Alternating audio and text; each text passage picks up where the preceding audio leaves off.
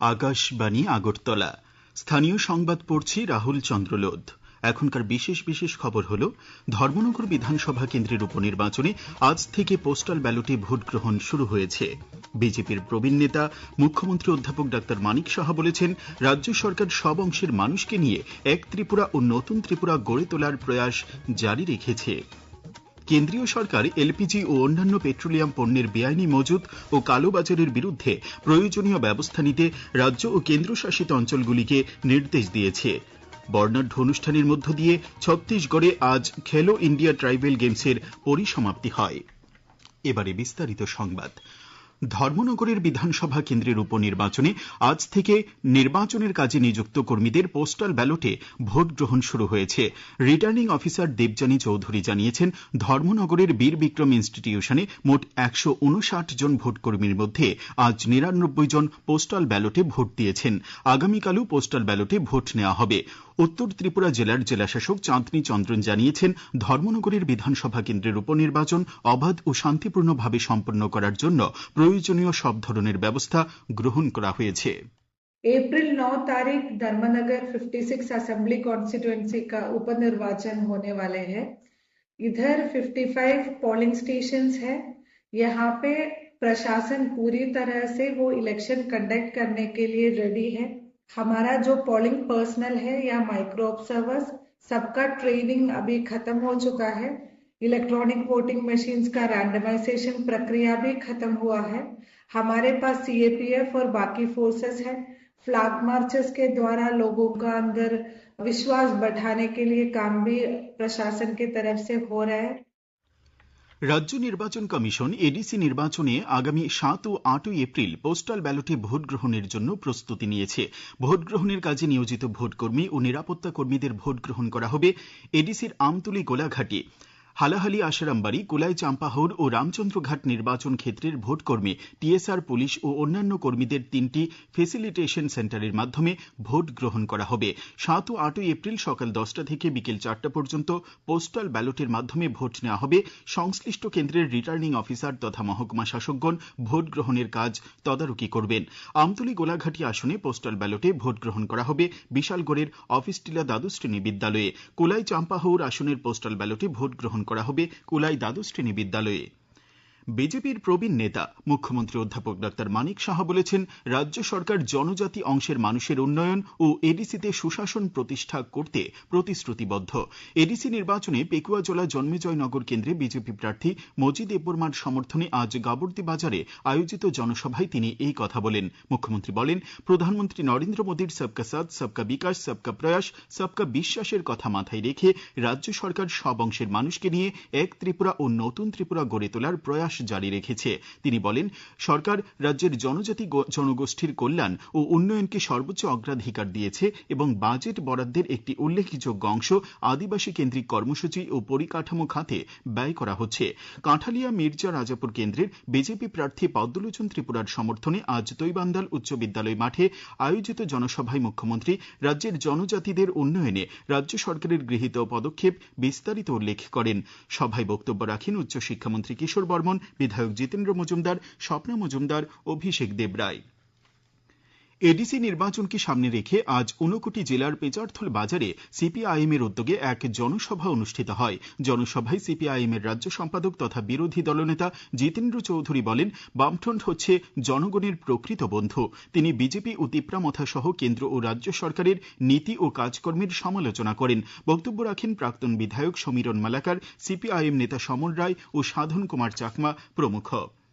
ADC নির্বাচন ঘিরে রাজ্যের বিভিন্ন এলাকায় রাজনৈতিক দলগুলির প্রচার চলছে। আজ ডেমছড়া কচুছড়া আসনের বিজেপি মনোনীত প্রার্থী বিপিন দেববর্মা ও বিজেপি নেতা তথা মন্ত্রী টিঙ্কু রায় জামতুলি এডিসি ভিলেজের বিভিন্ন গ্রামে জনসম্পর্ক অভিযানে অংশ নেন। তেলিয়ামুড়া মহারানীপুর কেন্দ্রের চাকমাঘাট সংলগ্ন রঙ্গিয়াটিলা গুচ্ছ গ্রামে এক প্রচার সভায় উপস্থিত ছিলেন বিজেপি মনোনীত প্রার্থী বিল্লু জমাতিয়া। একই কেন্দ্রের সিপিআইএম প্রার্থী রতন কিশোর জমাতিয়ার সমর্থনে মুঙ্গিয়াকামী বাজার এলাকায় এক সভা অনুষ্ঠিত হয়।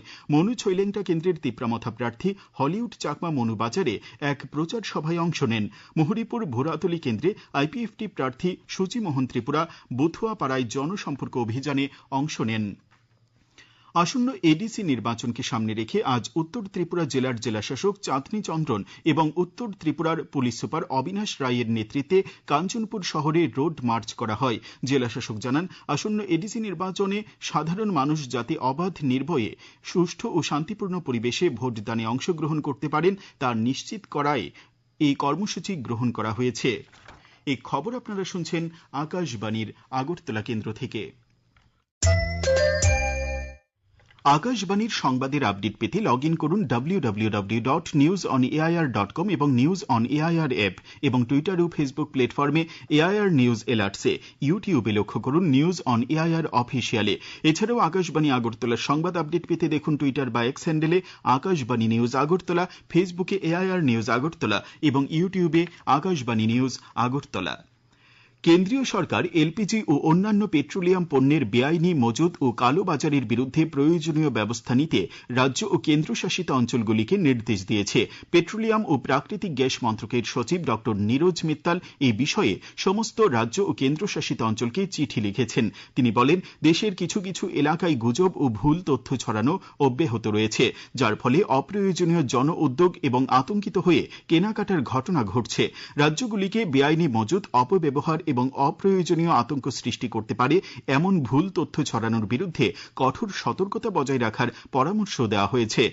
মন্ত্রণালয় জানিয়েছে, সমস্ত শোধনাগার উচ্চ ক্ষমতায় চালু রয়েছে, পর্যাপ্ত অপরিশোধিত তেলের মজুদ আছে এবং পেট্রোল ও ডিজেলের পর্যাপ্ত মজুদ বজায় রাখা হচ্ছে। এদিকে ইন্ডিয়ান ওয়েলের পক্ষ থেকে বলা হয়েছে, পশ্চিম এশিয়ায় চলমান পরিস্থিতি বিশ্বব্যাপী জ্বালানি বাজারকে প্রভাবিত করা সত্ত্বেও ভারতের এলপিজি সরবরাহ স্থিতিশীল ও পর্যাপ্ত রয়েছে।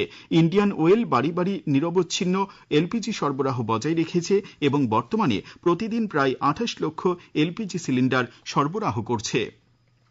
আজ পবিত্র গুড ফ্রাইডে, খ্রিস্ট ধর্মের প্রবর্তক প্রভু যীশু খ্রিস্টের ক্রুশবিদ্ধ দিবস।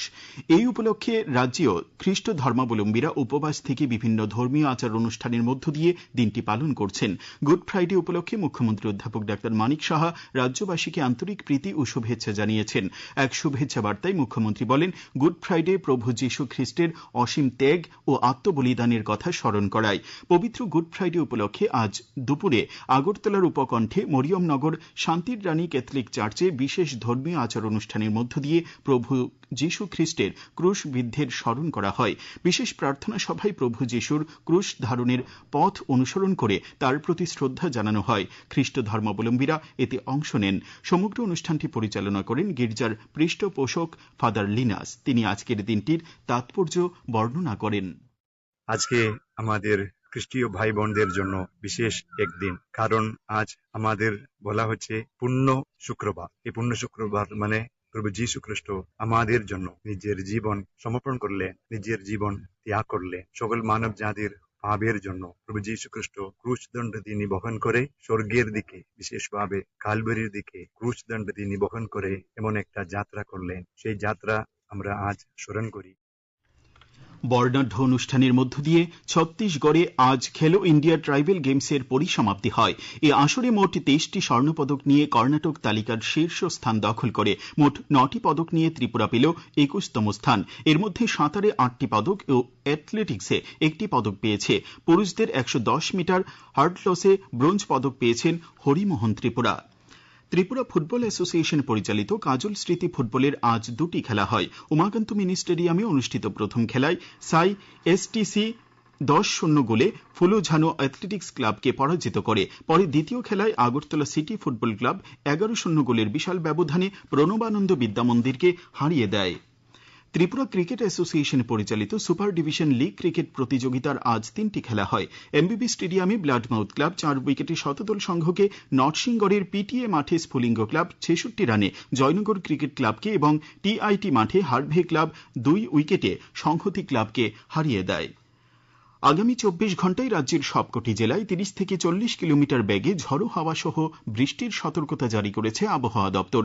আগামীকাল দিনের সর্বোচ্চ তাপমাত্রা 35 ডিগ্রি সেলসিয়াস এবং সর্বনিম্ন 26 ডিগ্রি সেলসিয়াসের কাছাকাছি থাকতে পারে। আজ দিনের সর্বোচ্চ তাপমাত্রা ছিল 35 ডিগ্রি সেলসিয়াস এবং সর্বনিম্ন 26.2 ডিগ্রি সেলসিয়াস। শেষ করার আগে খবরের বিশেষ অংশগুলি আরেকবার পড়ছি। ধর্মনগর বিধানসভা কেন্দ্রের উপনির্বাচনে আজ থেকে পোস্টাল ব্যালটে ভোট গ্রহণ শুরু হয়েছে। বিজেপির প্রবীণ নেতা মুখ্যমন্ত্রী অধ্যাপক ডাক্তার মানিক সাহা বলেছেন, রাজ্য সরকার সব অংশের মানুষকে নিয়ে এক ত্রিপুরা ও নতুন ত্রিপুরা গড়ে তোলার প্রয়াস জারি রেখেছে।